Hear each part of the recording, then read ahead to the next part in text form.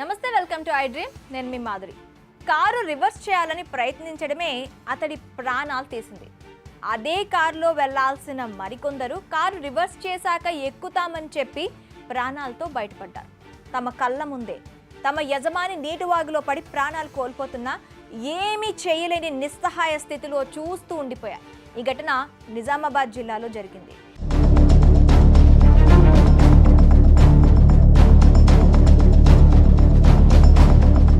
వేల్పూర్ మండలంలోని పడిగేలు గ్రామానికి చెందిన 55 ఏళ్ల గాదెపల్లి రమేష్ అనే రైతు కారు అదుపు తప్పి సున్నాపూర్ వాగులో పడి మృతి చెందిన ఘటన చోటు చేసుకుంది.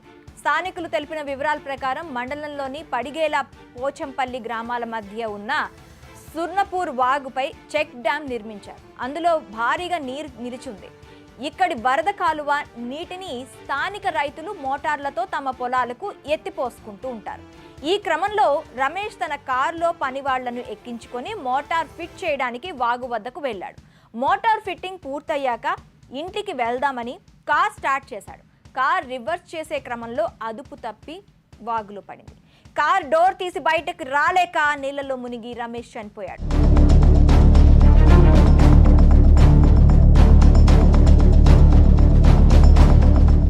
కార్ రివర్స్ చేశాక ఎక్కుతామని చెప్పిన పని వాళ్లకు గండం తప్పింది. కొడుకు అమెరికాలో ఉండగా మృతుడు రమేష్ తన భార్య కూతురుతో స్థానికంగా ఉంటున్నాడు. సమాచారం అందుకున్న పోలీసులు గజ ఈతగాళ్లతో కారును వెలికి తీయించారు. మృతదేహాన్ని పోస్ట్మార్టం నిమిత్తం ఆర్మూర్ ప్రభుత్వ ఆసుపత్రికి తరలించారు.